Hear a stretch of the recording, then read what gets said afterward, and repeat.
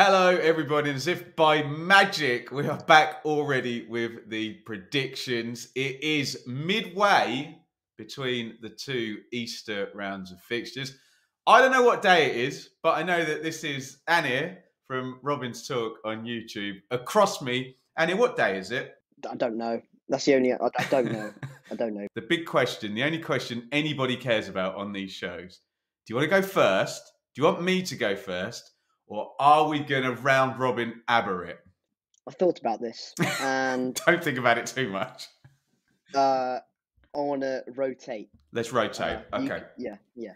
Right, let's dive in then. When we rotate, I will egotistically go first. And we will start on Huddersfield versus Blackburn. And I'm on the Warnock train, Anir. It's a ridiculous turnaround. I had Huddersfield dead and buried about 2 months ago. Probably even closer than that I had them dead and buried. I thought they had terrible fixtures. I thought they had no chance of staying up.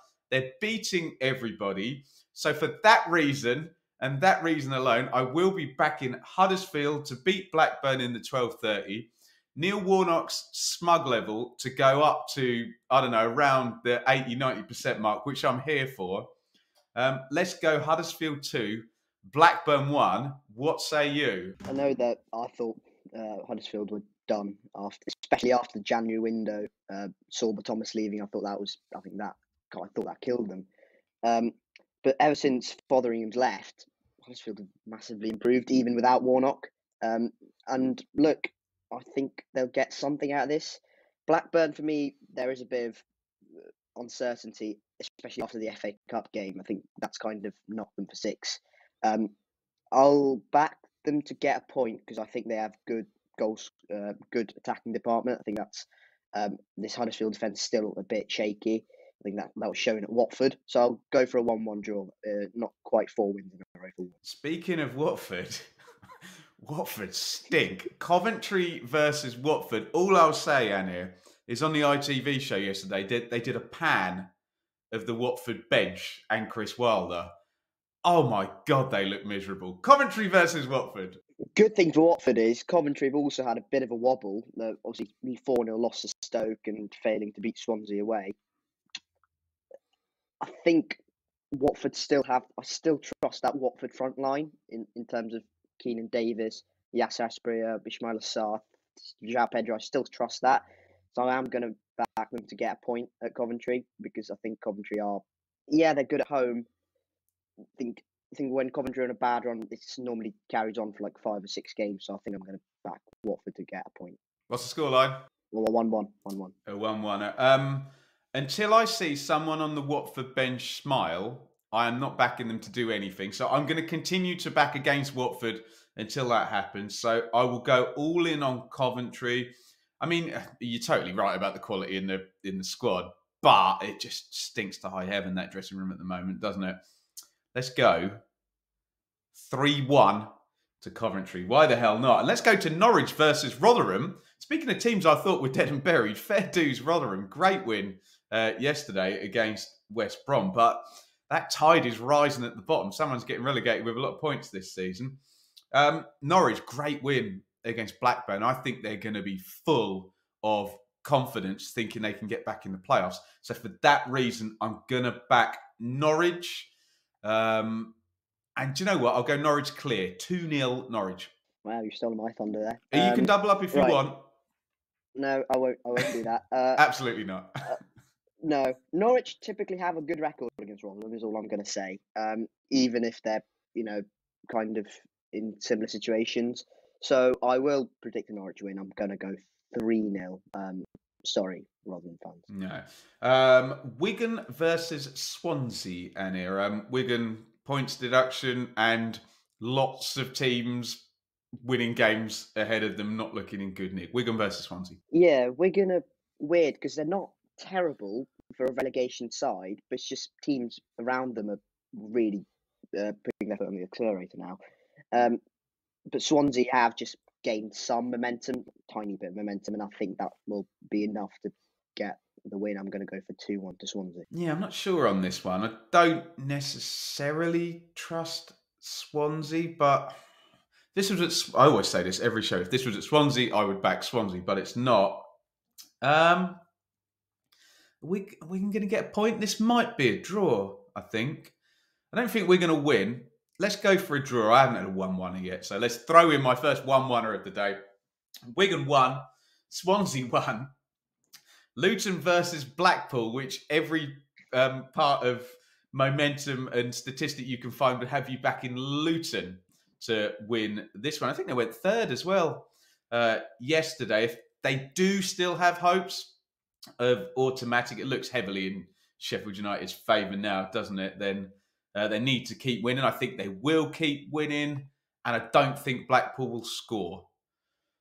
Okay, I'm going to do another 2-0. 2-0 home win to Luton. Yeah, this seems fairly obvious, this one.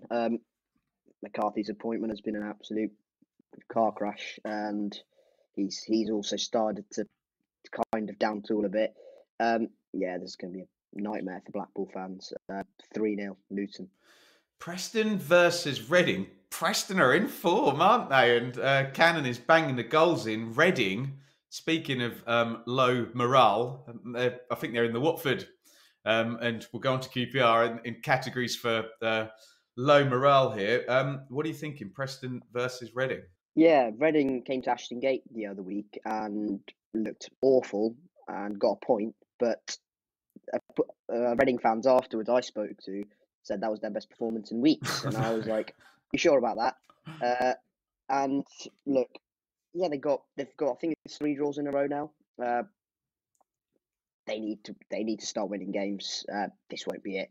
I'm afraid Preston have lacked that goal scoring touch in recent years, but they've now got it with Cannon and Daniel Johnson. So yeah, I'm going to go for a 1-0 Preston win. Yeah, I'm going to also back Preston. I'm all in on the Cannonball now. I love it. The Cannonball run until the end of the season. I think for some reason, I think this might be quite loose. So I'll go both teams to score, but Preston to win by 2.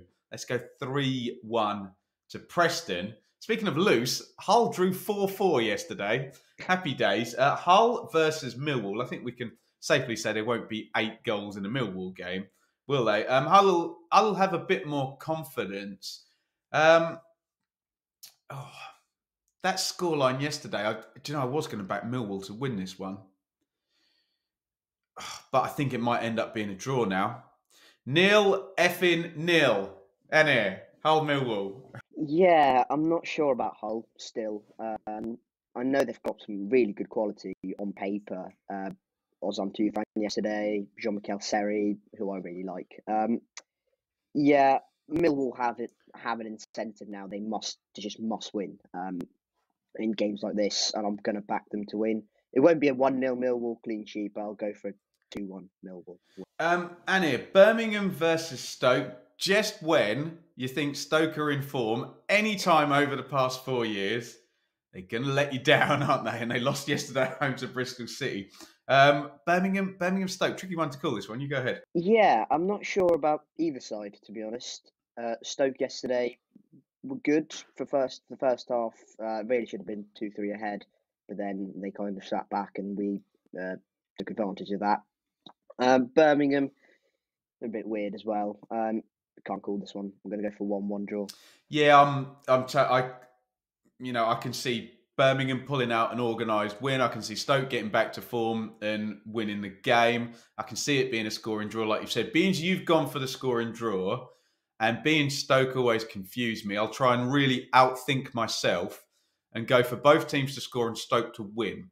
So I'll go Birmingham 1, Stoke 2, and it's West Brom versus QPR, which means it's the part of the show where I back against QPR again for the 100th week running. I'm so sorry, Rangers fans. I like Gareth Ainsworth.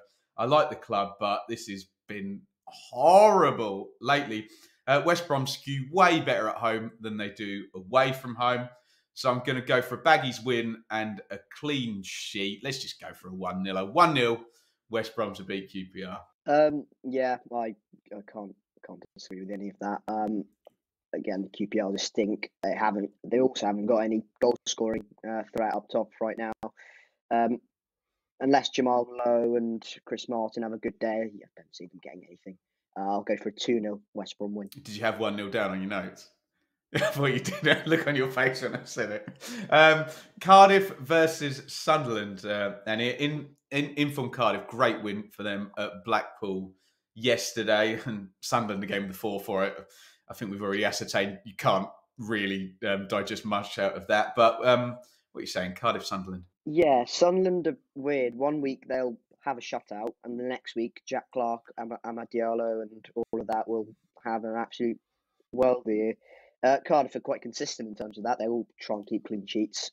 Crucial victory, really, at Blackpool. I can see this one being a Lamouchi shutout. I'll go for 0-0. 0-0. I love that. I will go for some. In which case, being as you've done that, just to annoy you, I'll go both teams to score then. On the basis that you outlined Diallo and Clark and could. I fancy Cardiff to win. I like Cardiff under Lamouchi, I have to say. I'm going to go 2-1 to Cardiff, and we're going to move on to your lot and in Bristol City on Sky in the 5:30 against Middlesbrough. We haven't lost at home since Boxing Day, and that was against an informed not Middlesbrough, West Brom.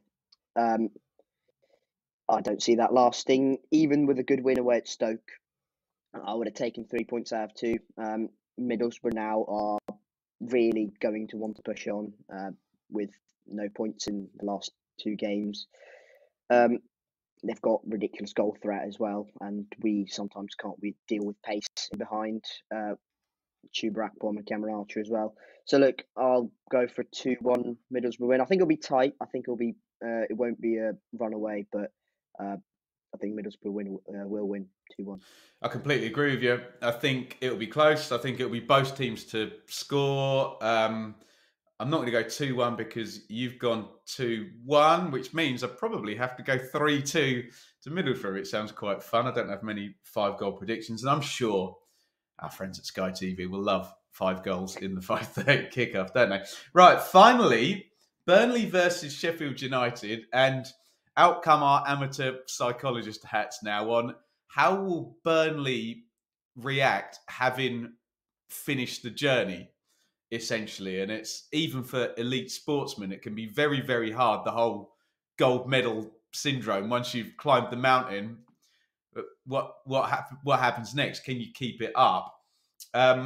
What I envisage happening here is I think Burnley will actually win, and I think it'll be very free and very loose, and I think it'll be both teams to score.